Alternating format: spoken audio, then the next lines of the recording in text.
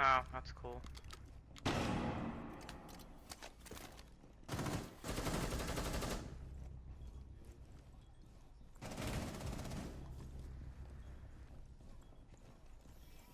Setting magnet. Ready for grenade.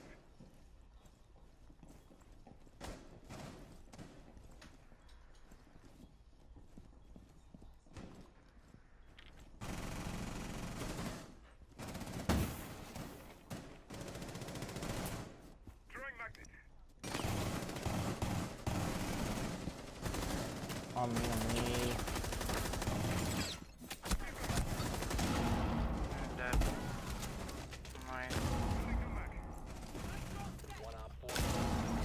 I think last one's on me. You have 10 bullets, yeah.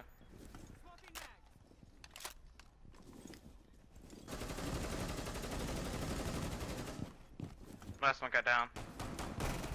Oh my. The diffuser has been recovered.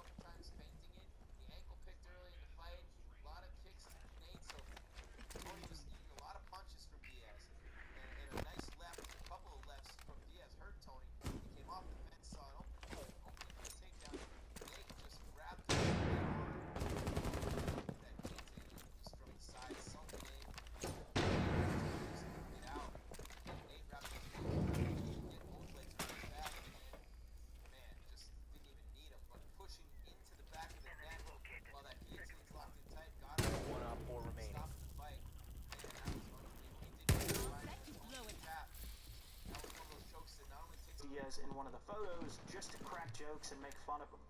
Uh-oh, Nate clearly wasn't going to back down from that, and according to Nate, he slapped Habib with a scuffle. Unfortunately, what we see in The fuck is this angle that you have on me? It's just after this happened, so we don't actually get to see that, but you do see them Oh all my God. surrounded by security and a few more scuffles happening. And of course, that wasn't it. They had to take it out to the back and had a full-on meltdown backstage. But even that wasn't enough because Diaz had to be escorted out of UFC 239 a couple years later when they started getting into it again in the crowd. No love lost there. Number 6, smacking a She's still reporter. down on the Now, stairs. let's be fairly clear about something. I'm a YouTuber, not a journalist by any means. Sure, I've been to events and I have done journalistic trainings, but I didn't go to school for journalism or anything like that, nor would I ever claim Nice. to be one. And the point of that is, well, reporter here is a very didn't. I love to hear those backstage conversations. This has happened all throughout his career. It also do anything happened with this in wall? the WEC back in the day. No, not this really. awkward interaction. Okay, I'm gonna reinforce it. Oh, We almost had perfect. He was just a bit faster, never mind. That too. Yet on top of the fact that he's willing to smoke anywhere, anytime, well, you got a pretty good look at what Nate Diaz thinks about being censored in any way at all. Which actually leads us to our next entry. Number 4, fuck you, Sada. Is that the greatest entry title? Yeah. Shut up, dog. We all know is a clean athlete. Not for any POVs like his press this brother, log out in they German. enjoy a good bit of the old cannabis. That comes in many forms and perhaps the best personification of Diaz, showing that he didn't care at all about the UFC's anti-doping agency rules. Well, when he started vaping a CBD pen on stage at the UFC 202 post-fight press conference, and this was right in front of USADA officials, prompting Ariel Wani to actually ask him about it. CBD, Oh, I did not know. No, I did not. information, stuff like that, to make your life a better place. What an example of how much pull he had had in 2016 in the organization, USADA just gave the guy a warning. And I should also Ah, mention the she answered her genesis of the down. CBD explosion. I'm sure Weird. there were some I already didn't know doing anybody even said advertising in the MMA sphere. Personally, I hadn't even heard of CBD vape pens at this point, and in the coming months, you'd start to see it everywhere like you do now. But that's not the only example of him bucking USADA. When Diaz actually fought for a USADA violation before the Masvidal fight at UFC 244, turns out he ate an I organic had Cam watching this, the whole. amounts of a steroid compound called MGD4033. Basically a tainted supplement that was shown by repeated tests to be an insignificant amount. And that's One's an happened for objective. a ton of supplements in the past, but no one's ever done it this fast Bruh! over the course of several months. This happened only about a week from the fight, so it's actually pretty great. How many headshots is he gonna hit on her? He posted a video That's on How many- he's on mouse. The Twitch is I'll cheating. just let you hear what he said. No, but how many headshots is this man gonna hit on him? Like, damn. It was kind Like, of I'm about to say like 3 damn headshots on him. leaving mid-presser. This hasn't just happened one time. Damn, but I tried to see him multiple get full play. occasions. I Damn. think the most well-known incidents has to be the Conor bottle throwing incident. You know, this was in 2016 after Diaz choked out Conor, and they were at the We go press again. conference for their second fight. Typical Yeah, Conor well. showed up late to the event, so Diaz just decided to stick around just long enough to let Conor know a few things before abruptly getting up and walking out. So if leaving wasn't already, the two teams I'm gonna go jumped play on into a second floor. shouting match that quickly You gonna turned do second into a floor play? bottle-throwing I'm gonna contest. run Would on have been second that floor. Team Diaz threw the bottle first, which I'm sure is contested, but who cares? It was super entertaining I'm like, and just made you this want to see character. the rematch even more. The other big incident was when he was booked against Dustin Poirier in 2018. Mind you, this was a pretty huge announcement at the time because we hadn't actually seen him since that second Conor fight 2 years prior. Oh, shit, I thought we were somewhere else. Fuck. But then Dana made a surprising whatever. announcement out of nowhere for Conor versus Habib. You know, them being rivals and all this pissed Diaz the hell off because he felt like they were trying to take his shine away. And he just Yeah. Cameras with TMZ caught up with him outside, and he said he wasn't going to fight anymore after being disrespected like that. The irony is, though, he never really bailed on the fight at all, and Poirier was the one that got injured. So it's like they say, the Diaz bros always show up to a fight. Number 2, fighting the UFC.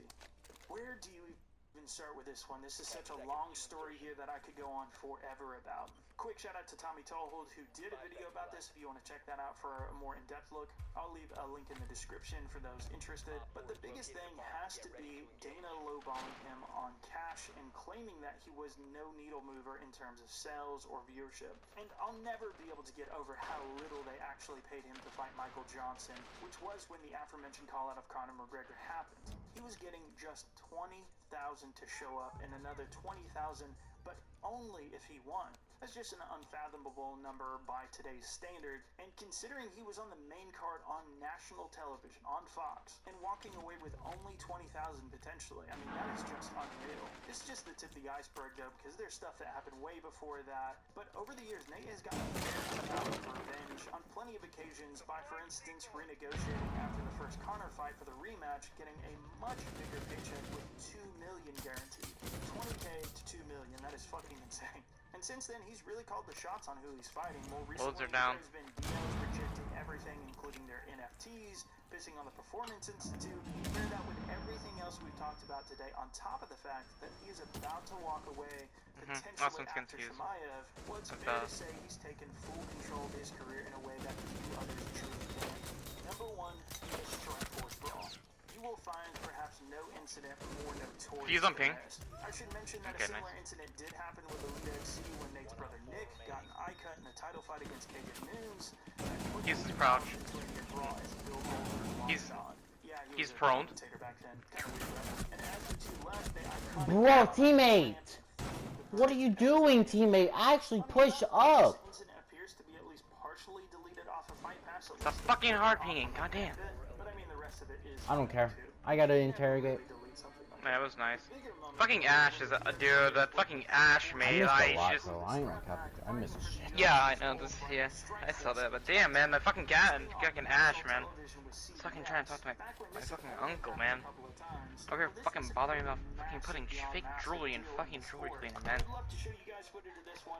UFC has removed this from Fight Pass, and while you Fucking can't A. find it online, UFC would just end our channel immediately if we tried to post it. They're that done with it. But the story itself is just as fascinating. One of the members of said Team DS Scrap Pack, Jake Shields, had just pulled a massive upset over Dan Henderson. Now, That's when old foe Jason Mayhem Miller invited himself into the cage to challenge him for a rematch. He'd lost him in the past. Older brother Nick, not having any of it, immediately threw the first punch, and well, it immediately descended into a gigantic brawl. And as a result of this, the UFC's rival was banned from CBS national television, and then literally the next year sold their company to Zuffa, the UFC. Of course, there was a bunch more that went into this, but you can't help but feel like this was a pretty big part of it. I'd love to give a quick shout out to my ride or die homie, that is Lawton. Here is us playing in a band together about 10 years ago, when we were a lot smaller and skinnier. Look at his sweet little face. Look at that guy. How can you not follow him?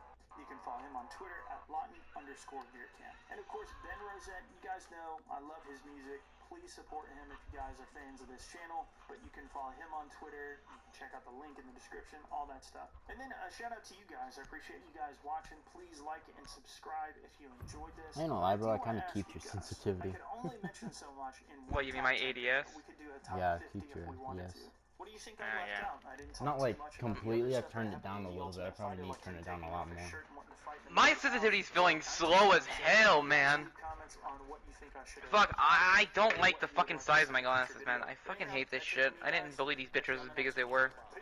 I was so tired.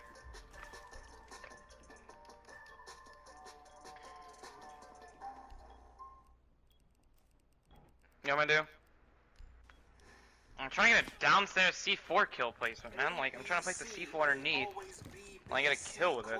Always be closing. Put that coffee down because coffee is for closers. Might turn it up And today we're to going to be 40. taking a look at the best at sealing the deal in mixed martial arts. This list is all about the fighters that finish the most, finish the fastest, and do it more often than they don't. In other words, when they win, it's probably not going to the cards. Now, this sport has seen its fair share of finishers, and so we've selected the best by volume, speed, overall wins, and of course how they fared against the best of the Alright, I'm at best. 40 now. Stoppages in low-level promotions will not be factored in. It's not all data-driven, though. There's some subjectivity here. Intangibles that make some closers better than others. You'll see what I mean when we get there. We've got a lot of ground to cover, so let's get right into it. I'm talking from MMA On Point, and these are the 10 best closers in MMA history. Number 10, Michael Chandler. We're kicking things off with some Damn. love for Bellator and the incredibly exciting career of Michael Chandler. If you don't believe me, just ask The Rock. In addition to being arguably the greatest homegrown There was talent C4 right here, by the way. any promotion's three-time Underneath. lightweight champion, Mikey gets So they the walk job in. done, and is now doing so in the UFC It's like as underneath well. on ping. 22 high-level victories and 17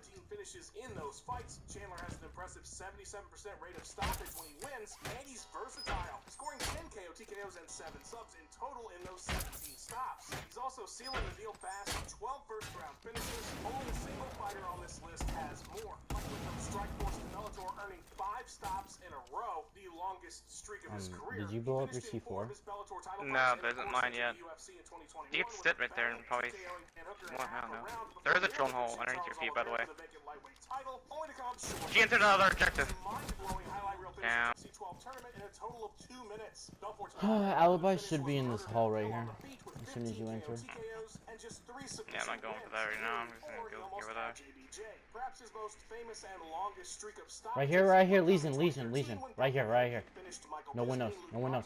He's right here as soon as you enter, he's crouched down right behind it. Right here, right behind it. Thank God.